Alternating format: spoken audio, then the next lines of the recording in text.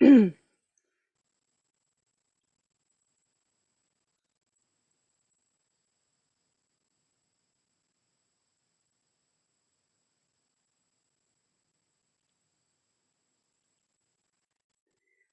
morning, everybody, and welcome to Connect In. Connect In is a weekly broadcast about the many ways or the importance of getting out of our head, our beautiful heads, and back into our heart. Because when we are connected to our body and to all the feelings and sensations um, of our body and how our body guides us, we can live a heart-centered life.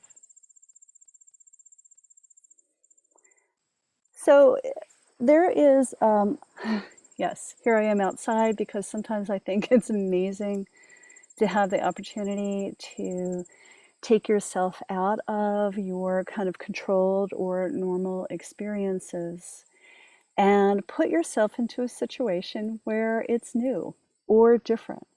And how do you hold yourself in that situation?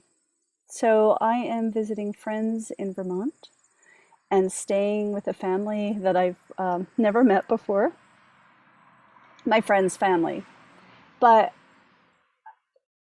and I'm an introvert, pretty intense introvert. But I always think of it as an incredible opportunity to, for self-reflection, for the opportunity to see if I can hold my center, if I don't lose myself in the group, in the community.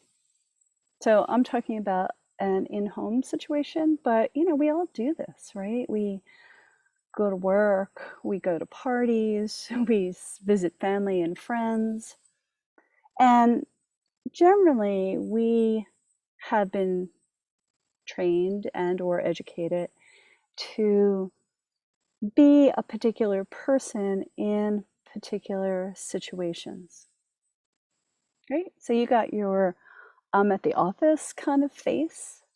You got that I'm with my family kind of personality. I'm with my friends personality. Um, but the work, and I truly, truly believe this, that the work is how do you stay the person that you are when you're totally alone and comfortable in your skin. So just before I even yammer on anymore, take a moment and just think about who you are. How do you feel in your body, in your mind, in your heart? How do you feel when you are completely happy and at home? You're just kind of bumping around, doing what you love, whether that's watching a show on your couch or puttering around in the kitchen or just reading a book. How do you feel in that moment? Or maybe another way to think about that is how do you feel when you land inside yourself without any expectations to be or do anything else? Okay? That is the place that we're trying to live from in all aspects of life. And I'm not saying that when you have your office face on or your friend face on, you are being inauthentic, but I'm inviting you to bring a little bit more of your whole self into the experience. Does that make sense? If it does, go ahead and leave a thought in the comments. If you want, you can even share what it's like. What does it feel like for you to be you?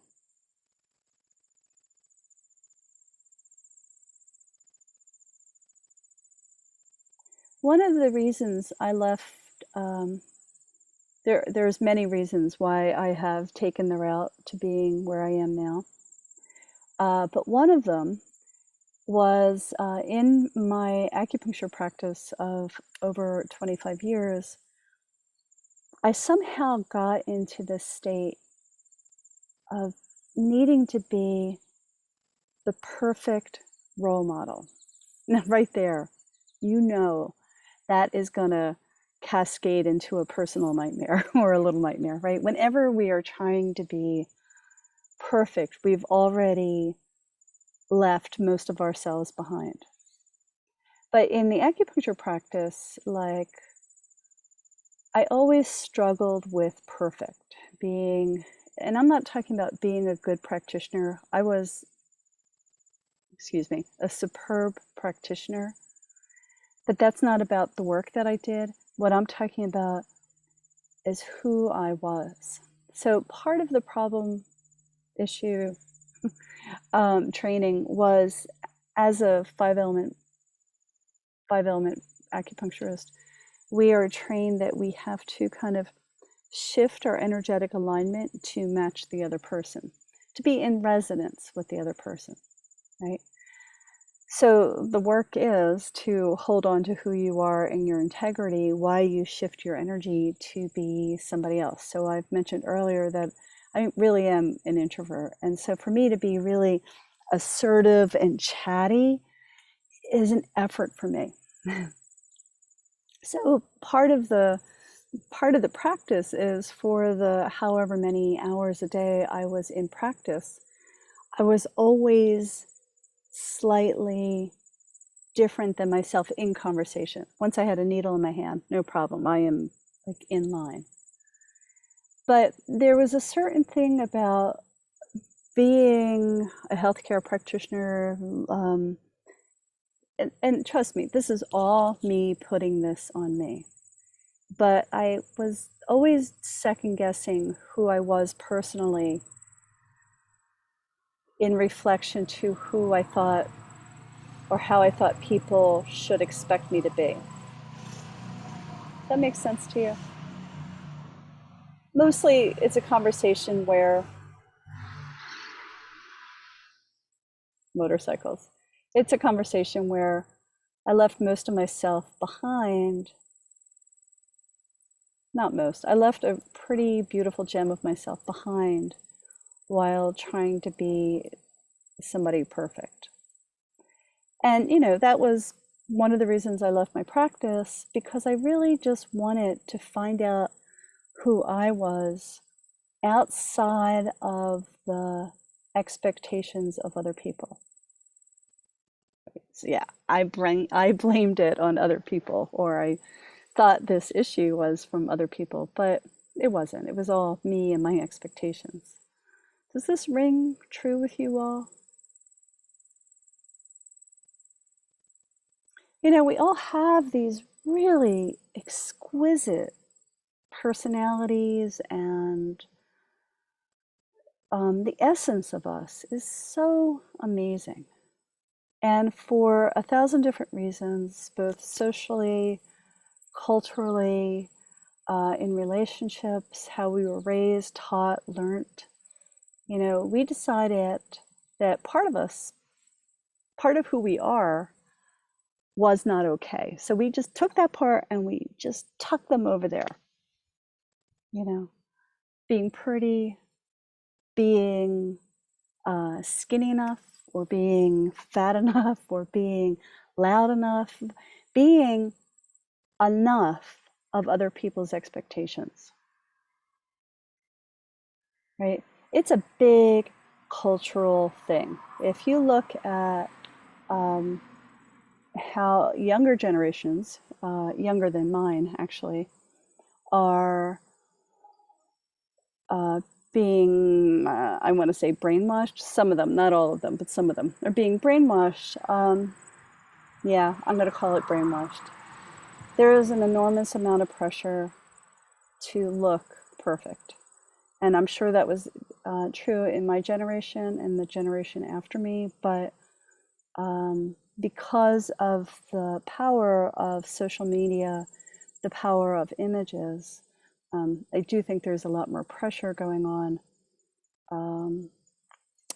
for young people to kind of be themselves instead of being in a niche.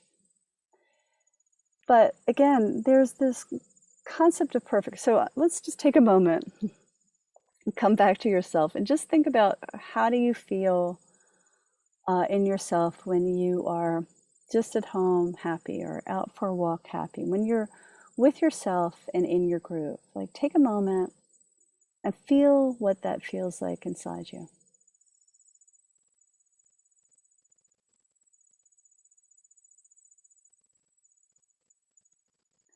Thinking about who you are when you are not putting any expectations on yourself, right? And being really in your own personal groove, in your own personal slipstream of you. That's what I think deep happiness is. That's what I believe and feel in my bones, what I believe deep happiness is.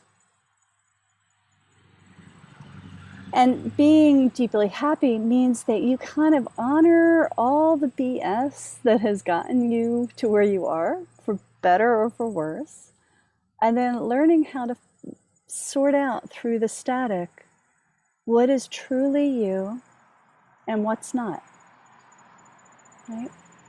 And this whole concept of being perfect is exhausting, right? Whether you're introverted or extroverted, again with labels, right? Who are you when you're happiest, and who are you when you are the most comfortable? And can you hold that when you're with your friends and your family? I mean, over and over again, I hear people talk about when they go visit their family, they often drop into childhood patterns, right? Or they get feelings in their body of childhood situations that they don't want to relive, right?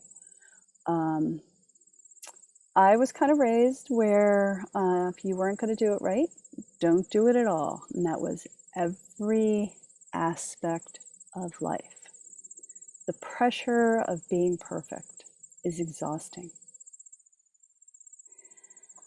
And so when I talk about you being your brightest, best self, I'm not asking you to be perfect. We are all a work in process. Beautifully, all a work in process. And being good or perfect is not about being your best self, right? Being your best, brightest self is kind of honoring your uniqueness, honoring your really smart, quick-witted, or contemplative, or bounce, how some people can bounce ideas off you really quickly. All of those things are part of you. So own all the part of you, all those parts of you, is about being your best self. To take that a step further, to own the parts of you that you have tucked in the corner. And, and to be honest with you, getting to those parts could be hard and challenging, because generally those things we put away were way back when we were young. Way back, tucked deep into our limbic system of our consciousness or subconsciousness. They're tucked away in muscle memory, bone memory. Like, some of these experiences of not being okay with ourselves have really gotten tucked away. And part of being your best, brightest self is to take all those parts back. In shamanism, there's a concept called soul retrieval. And in soul retrieval, the shamanic practitioner brings back lost parts of you. And, this is easy to think about with trauma. Like, there's, you were who you were, and then after a particular event, that part of you was no longer around. Maybe the happy, playful part got lost, right? And so in soul retrieval, we bring back the essence of you that is ready to come back and help you integrate into being a full, authentic person. But that concept also goes into what I'm talking about now, about being your brightest best self, is to invite all those parts of you that are tucked into the corner back into the picture. And the best way to get to those is through what I call embodied creative practices. And I'm not talking about being an artist. I'm talking about allowing the invitation through a meditation or guided visualization or words to drop in below the mind, back into your body and your heart, and inviting permission, if you will, for you to learn about a particular part of you that's been tucked away. That is like the super Cliff Note version. On some level, it is truly that simple. And on some level, it just takes time and practice to trust where your body's leading you. So in the process of being your brightest best self, in the process of untangling perfect, what you need to do, or the way to do it, is to come back into your body and follow the guidance of your body and your heart. I like to think about our body is the housing of the compass, and our heart is the arrow. And it is our heart and soul that is constantly guiding and directing us to being and living life as our most authentic self, living our life deeply happy in who we are. And the first step is to find and reclaim what I call your heart's yes. Right? There are a ton of tools. Let's back up for a minute. Over the past year and a half, to help support family and friends and patients through the pandemic, I spent a lot of time trying to sort out what I did in acupuncture treatments, sort out the languaging, the discussion, the support of the journey to be your best, brightest self into a series of programs. And they are all there. So I have created programs that are guiding tools to live a heart-centered life. And so there's 2 of them coming up in September. The first one is Tools of the Heart, and that starts the second week of September. Tools of the Heart is a 21-day journey to begin to come in, to get grounded and centered in yourself, and begin to untangle this need to be perfect so you can be your best self, your most authentic self. That makes sense?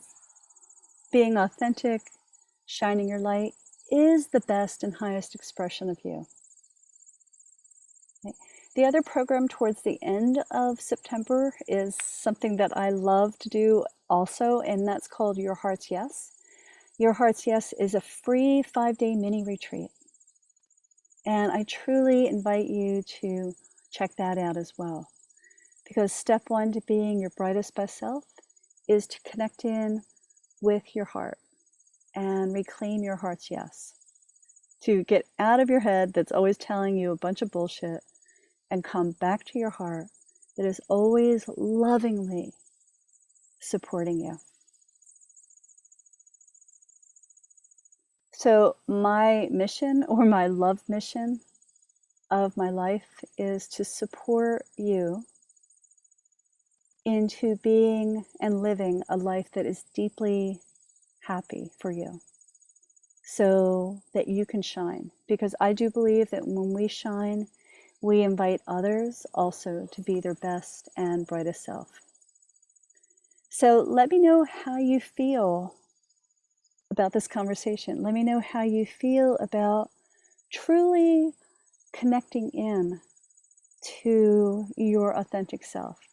What are the hiccups? What are the bumps? Do you allow Miss or Ms. or perfect to show up in your life? Do you allow the desire and drive for perfect to govern your life? Let me know. So for now, I leave you for this. When your head goes eek, think breath, belly, feet. Come back into your body, come back into your body, and let your heart guide you. That is how you will reclaim control over the perfect. Until next week, bye-bye.